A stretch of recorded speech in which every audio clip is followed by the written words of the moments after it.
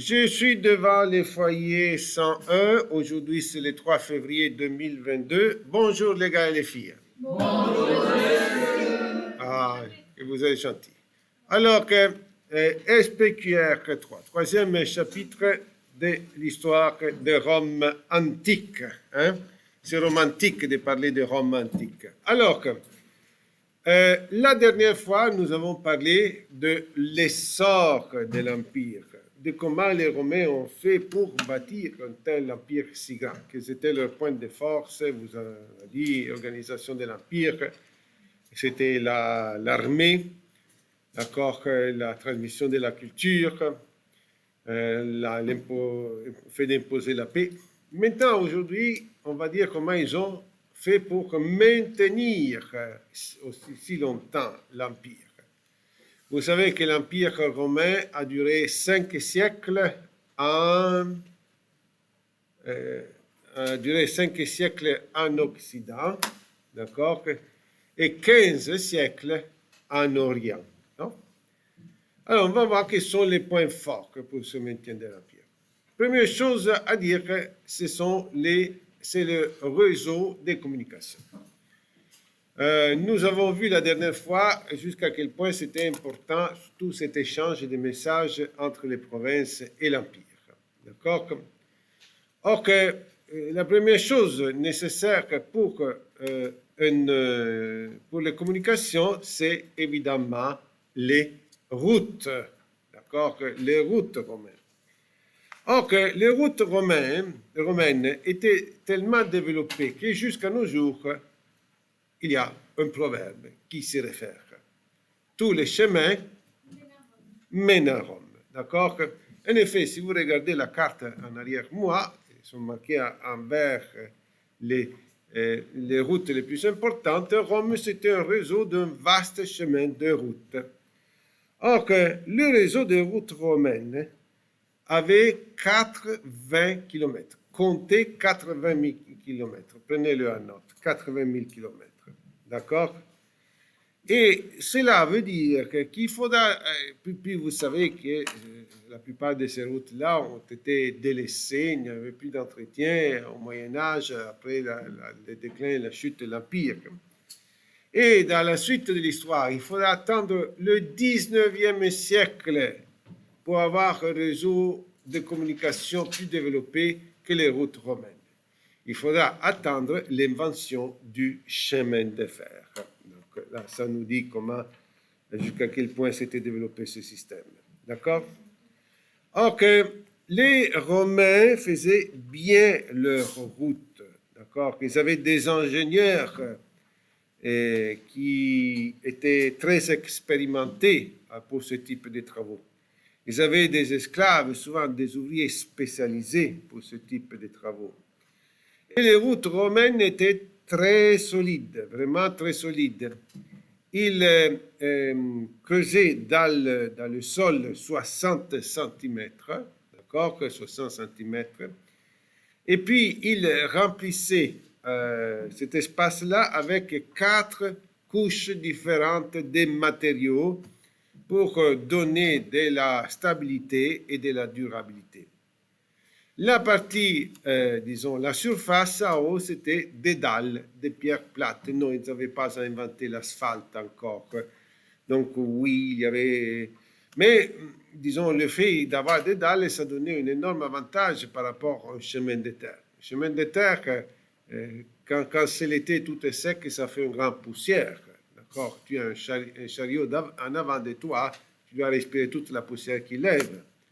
Ou pire encore, que pendant la saison des pluies, c'est tout de la boue. Et la boue empêche vraiment, il y a tellement de boue quelquefois qui empêche d'avancer. Là, les Romains faisaient la route de la largeur que 2 chars pouvaient se croiser, 2 chariots, d'accord, avec des dalles et aussi avec des fossés à côté. Et dans les villes, ils avaient déjà des trottoirs. Les routes romaines. Les noms des routes romaines, personnellement, ça me sonne familier. Pourquoi? Parce que j'ai habité à Rome et les grandes routes nationales d'aujourd'hui portent encore le nom des routes de l'époque impériale. Ce n'est pas toujours exactement le même trajet, d'accord, ce sont des routes modernes, asphaltées, mais ils ont encore le même nom. Quand j'étais à Rome, moi j'ai habité tout près de la route nationale 1 qui portait le nom d'un empereur, Via Aurelia, de l'empereur Marc Aurèle, qu'il avait voulu construire. Donc Via Aurelia, Via Salaria, Via Cassia, Via Salaria, Via Ostense, plein de noms qui sont encore à latin. Mais je vous demande de retenir juste un nom. La Via Appia en français, la voie appienne. La voie appienne était la plus importante des routes romaines. D'accord? C'était la route qui allait vers le sud, ce qu'aujourd'hui c'est Naples, à l'époque c'était d'autres villes, c'était Capu. Et on la voit ici, la voie appienne, et puis ça continuait jusqu'à cette péninsule, au sud de Salentes, à Tarente, à Brindisi, où il y avait les bateaux qui continuaient le trajet vers la Grèce. Donc, puisque la Grèce était très importante, la voie appienne était la communication de la conjonction vers la Grèce. Et puis, on en reparlera plus tard de la voie appienne pour certains événements qui se sont passés là. D'accord? Or, qui utilisait les routes romaines? Comme on l'a dit, c'était les courriers impériaux, les premiers à bénéficier de ceci. Grâce aux routes romaines, les courriers impériaux étaient capables, un message de Rome était capable de parcourir que 300 km par jour. Ça serait impossible sur des chemins de terre, d'accord? Évidemment, ce n'était pas toujours les mêmes chevaux qui faisaient 300 km, mais ils avaient tout un système pour changer les chevaux, pour permettre la rapidité de la transmission des messages. D'accord? Puis, les routes étaient très stratégiques aussi pour l'armée. C'était grâce aux routes que les légionnaires étaient capables de parcourir 30-40 km par jour. Tu ne fais pas cette distance-là s'il faut que tu passes à travers un bois, à travers une forêt.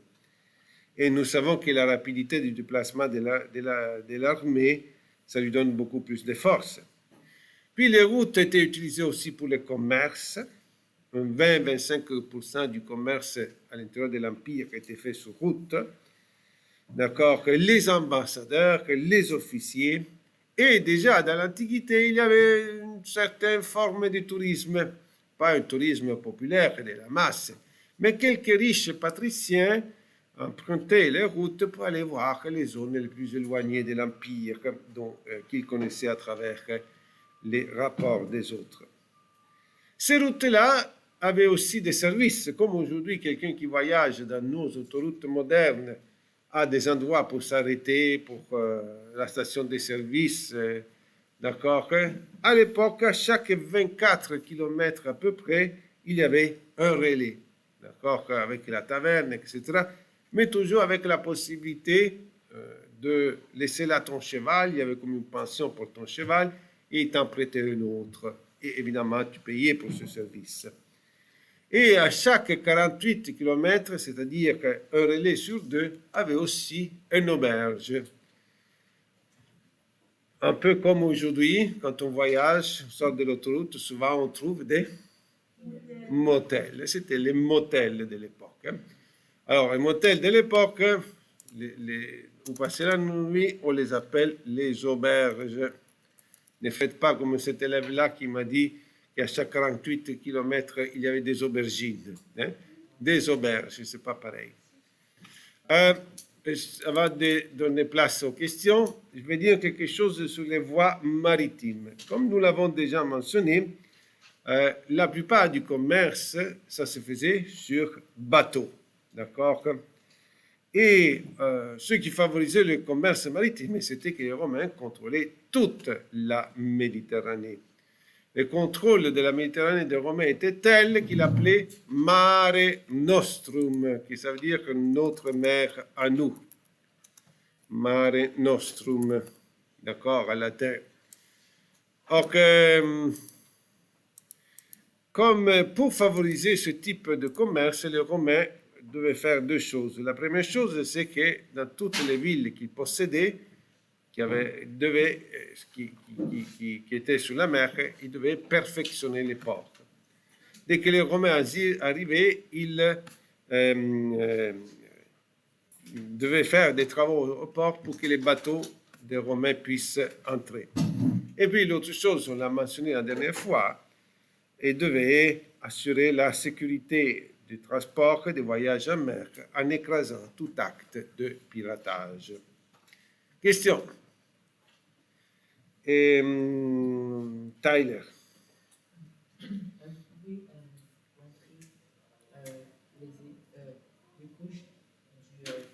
Oui, mais oui, je vais vous les montrer à nouveau, mais ne vous demandez pas de les prendre en note. D'accord? Haroun. Il y avait des auberges et je savais aussi. Plus fort? Vous me dites qu'il y avait des auberges comme des hôtels, il y avait aussi Des relais, des tavernes, des arrêts. Cyrine Kamassi. Vous pouvez expliquer, il n'y a pas comme les Je n'ai rien compris, désolé. Vous pouvez expliquer ce qu'il y a dans les voies marines? Maritime, voies maritimes, ce sont la plus grande communication pour le commerce, la plupart du commerce, et on sait que les Romains achetaient énormément de blé de l'Afrique du Nord, surtout de l'Égypte. D'accord? Voici un bateau qui témoigne de ce type de commerce. Et les autorités romaines devaient assurer la tranquillité, la sécurité, en écrasant les pirates, d'accord, et en perfectionnant les ports. Et Samy.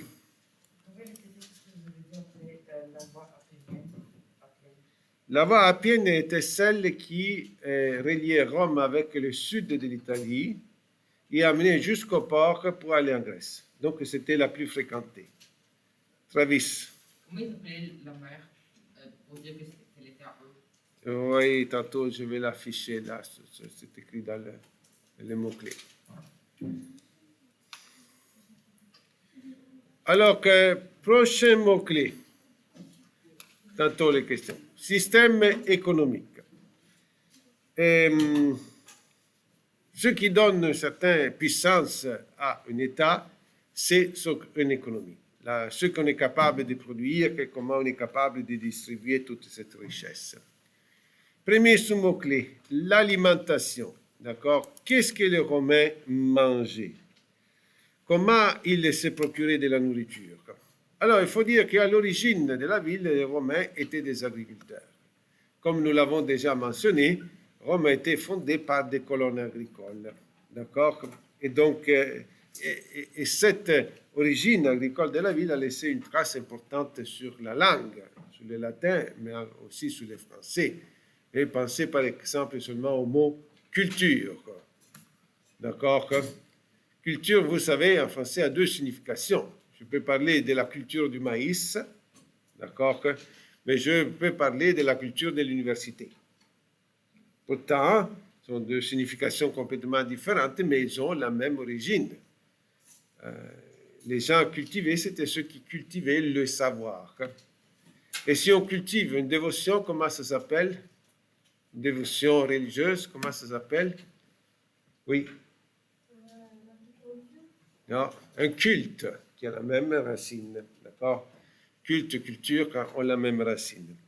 Bon, mais plus tard, les Romains, après conquête, ils vont disposer de beaucoup de terres et beaucoup d'esclaves. Et donc, les Romains ne cultivent plus la terre, pas les habitants de Rome. Mais les habitants de Rome, les riches patriciens de Rome, vont posséder de grandes extensions de terres. Ils s'appellent les latifundia, d'accord, qui sont autour de Rome ou un peu partout dans l'Empire. Et là, c'est les esclaves qui travaillent. Et c'est aussi des esclaves sélectionnés qui gèrent ces activités-là, qui les administrent. Et les propriétaires, ils vont les voir très peu de fois. Mais ils vivent, ils s'enrichissent grâce aux revenus faits par ces latifundia. D'accord? À Rome, les Romains, la base de la nourriture, c'est du pain trempé dans le vin des olives, du fromage. La viande, c'est pour les plus riches. Il faut savoir qu'à Rome, ceux qui ont une belle maison, les villas, les domus, d'accord, la maison typique des Romains, disons, Romains bien nantis, aux autres, ils ont une cuisine à la maison. Et s'ils ont une cuisine, ils ont toujours des esclaves. Faire la cuisine, ce n'est pas un travail des hommes libres, surtout pas des patriciens. D'accord? Les plébéiens qui vivent à Rome, qui vivent dans des édifices à plusieurs étages dont on parlera, eux autres, ils n'ont pas la cuisine. Ils ne font pas à manger dans la maison. Alors qu'ils descendent, et un peu partout, à tous les coins de rue de Rome, il y a des endroits où on vend de la nourriture. D'accord? On la garde, la nourriture chaude. On les appelle les thermopolium. Si un jour que vous aurez la chance d'aller à Pompéi, si j'aurai la chance de vous amener à Pompéi, vous allez voir que la première chose que tout le monde remarque, même les visiteurs les plus distraits, ce sont ces comptoirs avec un trou. Et dans les trous, à l'époque de la ville, il y avait des casseroles en métal. Et en bas de ce comptoir, on allumait le feu, de sorte que la soupe, les légumes, un peu de viande, les légumineuses qu'ils vendaient étaient toujours chauds. Les gens allaient avec un bol et avec quelques sous, ils achetaient une louche de la nourriture. D'accord? Donc, pour les riches patriciens, le repas principal est le repas du soir. D'accord? Du pain, des œufs, de la soupe d'orge, des fruits, du vin. Les repas des patriciens ont beaucoup de gâteaux. Comment ils pouvaient faire les gâteaux s'il n'y avait pas le sucre? Le sucre a été inventé beaucoup plus tard. Qu'est-ce qu'ils utilisaient pour sucrer les aliments? Leurs gâteaux, leurs pâtisseries. Haroun? Non. Oui. La coriandre. Non, la coriandre. Travis? Le lait. Mélissa? Moi, je dirais peut-être la canne à sucre. Il n'y avait pas la canne à sucre. Le sucre Younes? Le blé. Le blé, oui, non. Oui, mais il y avait un autre qui utilisait beaucoup plus que Haroun. La cannelle.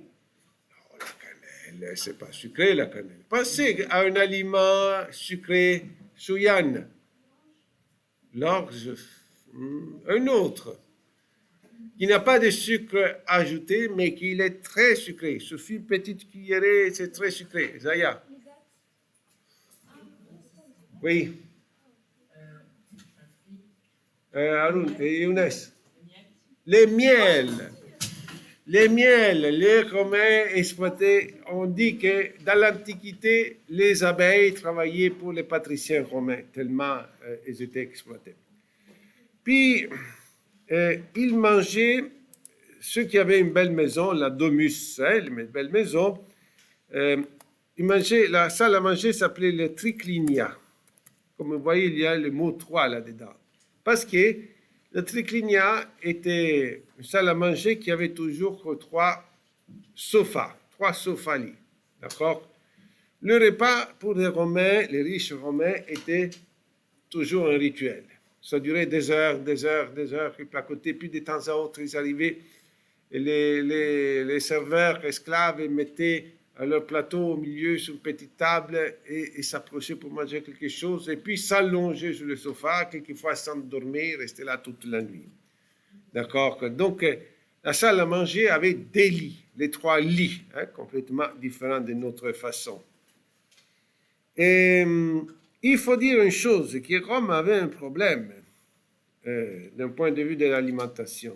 Les gens n'étaient pas capables, les gens pauvres, les plébéiens, étaient souvent au chômage, donc ils n'étaient pas capables de se gagner l'argent pour acheter la nourriture et risquaient de mourir de faim. Et donc la ville de Rome avait une distribution gratuite de nourriture à tous les jours. Celle-là, on l'appelait l'aumône. On dit que Rome, c'était un État organisé. À quoi ça se ressemble le nécessaire de distribution de nourriture pour que les gens ne meurent pas de faim? Quel est le service que dans notre ville les gens reçoivent? Semblable. Comment ça s'appelle? Oui. Comme Haroun. La donation. Younes. l'aide sociale. le bien-être social. Vous savez qu'il y a des familles qui n'ont rien pour survivre, ils reçoivent un montant d'argent minimal pour satisfaire leurs besoins de base, ce qui s'appelle bien-être social. Les Romains faisaient pareil. Les esclaves étaient les vrais moteurs de l'économie. On verra plus tard que les Romains citoyens ne travaillaient pas, ou parce qu'ils étaient au chômage, mais les patriciens ne travaillaient pas. Ceux qui travaillaient pour des vrais, qui faisaient tous les travaux manuels, d'accord, que tous les services étaient les esclaves. Et à un moment donné, les esclaves à Rome étaient un tiers de la population. Il n'était pas seulement la force de travail, c'était aussi un investissement, les esclaves. D'accord? À Rome, il y avait un marché des esclaves où à chaque jour, il y avait 10 000 transactions. 10 000 esclaves étaient vendus, achetés. Et on les voit ici par les images, qu'ils ont une étiquette comme le prix qui leur était affiché, leur origine, la langue qu'ils parlaient. Et sur l'étiquette, c'était écrit aussi leurs compétences. Et oui, parce que les esclaves n'avaient pas tous la même valeur. D'accord? Un esclave jeune et fort valait plus d'un esclave plus âgé et plus faible, par exemple. D'accord? Une femme attirante valait plus d'une femme moins attirante. C'est triste à dire, mais c'était ça. Mais aussi les compétences des esclaves étaient très appréciées. Une femme esclave coiffeuse valait beaucoup plus de d'une autre qui n'était pas capable de coiffer. D'accord, que ceux qui étaient capables de faire la cuisine valaient plus, mais ceux qui valaient plus, ceux pour qui on était disposé à payer plus, c'était souvent les esclaves grecs qui venaient de la Grèce. Pourquoi? Parce qu'ils étaient les plus instruits. D'accord, ils savaient lire, écrire, compter. Donc un esclave grec, il pouvait faire des tâches spéciales, comme éduquer les enfants. À Rome, on les appelait les précepteurs. Ceux qui en Grèce étaient les pédagogues, à Rome, on les appelait les précepteurs. Et puis, s'ils étaient instruits, on pouvait leur donner aussi des tâches administratives. Il y avait des gens tellement riches qu'ils donnaient leur entreprise, la gestion de ceci et toutes les richesses-là à un esclave de confiance, mais qui devait être cultivé, devait être capable de faire la comptabilité, de commander sur les autres. D'accord? Les esclaves. En parlant de l'esclave, il faut aussi parler d'un autre groupe, d'une autre sous-classe sociale qu'il y avait à Rome. C'était les affranchis. Les affranchis, ce sont les esclaves libérés. Ceux qui sont nés esclaves ou qui ont été esclaves pendant un moment de leur vie et puis ont obtenu la liberté. Bien, les affranchis n'étaient pas des citoyens. Ils n'avaient pas le droit à participer à la vie politique. C'était des hommes libres qui pouvaient vivre de leur travail. D'accord? Mais, on va dire ici, comment... il y avait beaucoup d'affranchis. C'était pas rare qu'un esclave trouve sa liberté. D'accord? Quelles étaient les façons les plus fréquentes pour qu'un esclave soit affranchi par son maître? Alors, une façon, c'était par testament. Quelquefois, entre le patron et les esclaves s'établissait un lien de confiance et d'amitié, que quand le patron décédait, il ne laissait pas l'esclave en héritage aux gens de la famille, il l'affranchissait. D'accord? Et donc, il devenait un homme libre, une femme libre. Une autre façon, c'était par l'amour. D'accord? Et oui, parce que les esclaves vivaient avec les hommes libres. Et bon, on était bien content quand une femme esclave accouchait, engendrait des enfants. Pourquoi? Parce que les enfants étaient esclaves, étaient ta propriété. D'accord? Et donc, tu enrichissais ton patrimoine aussi. OK? Mais tout bébé qui naissait d'une femme esclave est esclave de la naissance, peu importe de qui c'était le père. Si le père était un autre esclave ou si le père était un homme libre. Alors qu'il arrivait que certaines femmes esclaves accouchaient un bébé qui était du maître de la maison ou du fils du maître de la maison. D'accord? Or que le jeune homme libre ne pouvait pas marier la femme esclave. l'esclave n'avait pas le droit de se marier. Il pouvait avoir des enfants, mais pas l'idée de se marier, d'avoir une famille aux autres. Alors que l'homme libre, père du bébé de l'esclave, ne veut pas que son bébé naisse esclave. Alors qu'est-ce qu'il fait? Il va affranchir l'esclave, et là, il va la marier, et son bébé va naître un homme libre, un citoyen. D'accord? Une autre façon pour s'affranchir, c'était d'acheter sa propre liberté. Or que les esclaves travaillaient pour leur maître, mais il y avait toutes sortes de conditions pour les esclaves. Il y avait des esclaves dans les mines qui étaient exploités jusqu'à la mort, qui mouraient très jeunes. Mais il y avait d'autres types d'esclaves domestiques qui avaient des tâches importantes et qui leur restaient des temps libres. Par exemple, un précepteur. Bon, il enseignait quelques heures aux enfants de la maison et puis il était libre. Et alors il allait enseigner à d'autres enfants qui étaient dans une autre maison et il gagnait de l'argent. Quand il avait gagné l'argent, le montant d'argent qui c'était sa valeur, toujours à négocier, d'accord, comme c'était sa valeur, pour aller voir le maître et dire, regarde, tes enfants ont grandi, moi j'ai l'argent, j'achète ma propre liberté, je m'achète moi-même. Et il devenait un affranchi. Un autre point fort pour le système économique, c'était la monnaie, d'accord. Un système de monnaie crédible dans lequel les gens ont de la confiance est fondamental pour l'économie.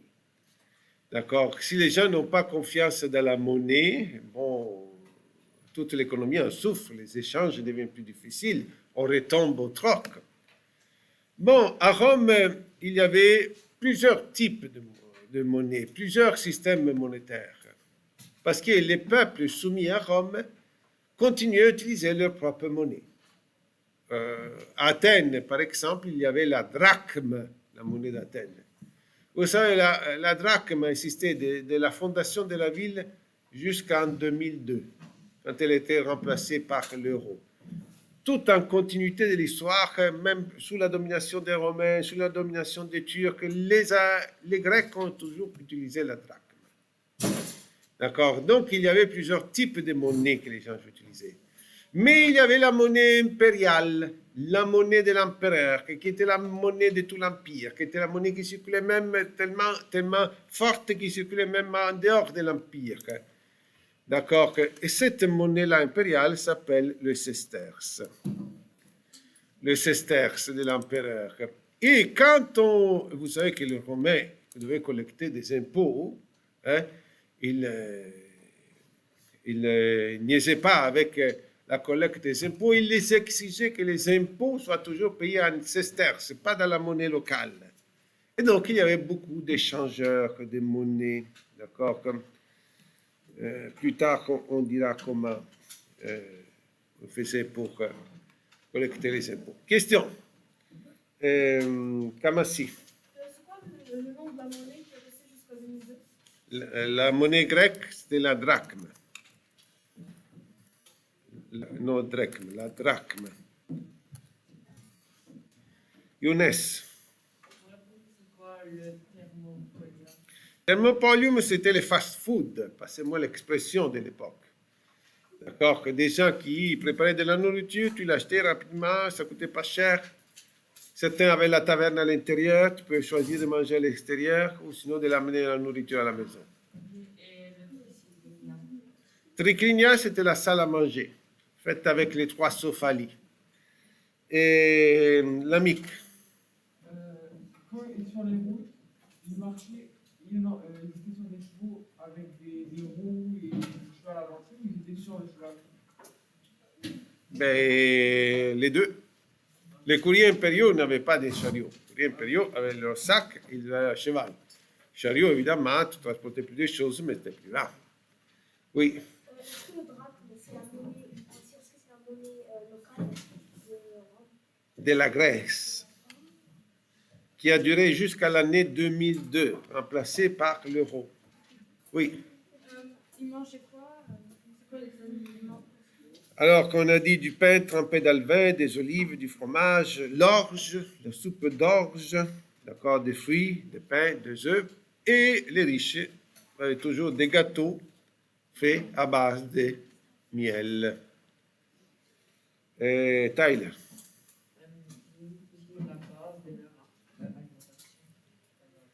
Ce que je viens de dire, d'accord, tu réécouteras l'enregistrement, sinon je ne finis plus de le répéter. Alors, système d'imposition. Une autre chose forte pour maintenir toute une structure d'État comme ça, c'était que les Romains étaient toujours capables d'obtenir de l'argent de leur population. D'accord? Ils étaient extrêmement bien organisés avec les taxes. Taxes sur quoi? Bon, dépendamment des régions, des provinces, on taxait tout. Tous ceux qui pouvaient, là où on pouvait aller chercher de l'argent, on taxait. Taxes sur les esclaves, sur les terrains, sur le domaine, sur des péages sur les routes, sur les ponts, pourcentage sur les récoltes, sur les achats. D'accord? Ok, comment ils faisaient les Romains pour collecter les impôts? Et ils utilisaient le service des collecteurs d'impôts, des gens qui étaient là. Ce n'étaient pas les légionnaires qui allaient collecter l'argent. Les légionnaires intervenaient si les gens ne payaient pas l'argent. Mais il y avait des collecteurs d'impôts qui s'appelaient les publicains. D'accord? Les publicains, c'était des gens de la province. Ce n'étaient pas des citoyens romains. Certains qui collectaient beaucoup appris avec la citoyenneté romaine, mais c'était des gens du lieu qui connaissaient la situation, d'accord, qui faisaient des contrats avec le gouverneur. Les Romains, ce qu'ils faisaient aux autres dont ils se chargeaient directement, c'était les recensements. D'accord, que les Romains comptaient toujours les habitants, les terres, les recensements. D'accord, que comptaient tout. La population, la production, les esclaves, le bétail, d'accord? Tout ce qui pouvait être intéressant pour savoir où aller chercher des taxes. Puis, avec ces données-là, avec ces rapports-là, le gouverneur allait voir des agents pour la collecte des impôts qui étaient des habitants du lieu. Ceux-ci étaient les publicains. Or, ils faisaient des accords. Ils disaient, regarde, ça, ce sont les données. Moi, gouverneur, de toi, je veux 10 millions de sesterces en une année. D'accord? 800 000 sesterces par mois. Puis c'est à toi de décider qu'est-ce que tu vas imposer. Tu veux imposer une partie de la récolte, tu veux imposer le nombre d'esclaves qu'ils ont, le bétail qu'ils ont. C'est à toi de décider. Si tu arrives à collecter 10 millions et 500 000, les 500 000 de plus, c'est pour toi. Comprenez-vous? Donc, les Romains, ça ne faisait pas. Ça, c'était le montant, c'était ce qu'ils voulaient. Ils n'arrivaient pas à ce montant-là, bon, on en cherche une autre année. D'accord? Si les gens ne payaient pas, les publicains allaient voir que les légionnaires intervenaient.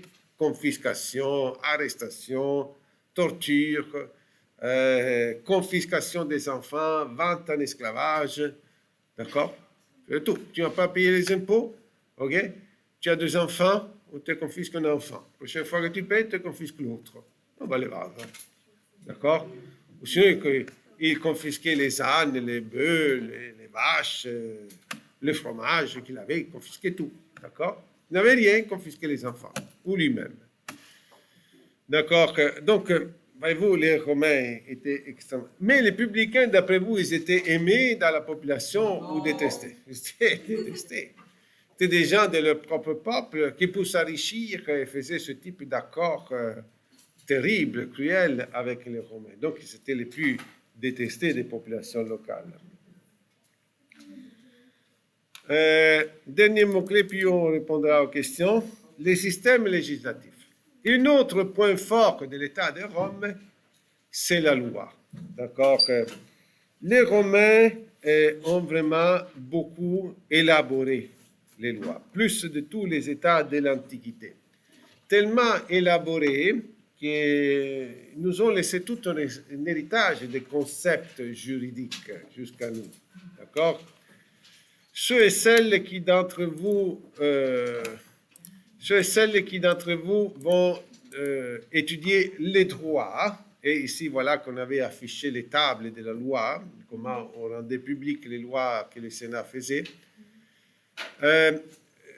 Ceux et celles qui d'entre vous vont devenir avocates, techniciens juridiques, juges, procureurs, d'accord, et vont apprendre beaucoup d'expressions latines, d'accord. Pourquoi ce sont des concepts juridiques élaborés par les Romains et qu'on utilise encore aujourd'hui. Quelques exemples, d'accord. Est-ce que vous savez qu'est-ce que ça veut dire affidavit? Affidavit, mot latin que c'était affidavit francisé.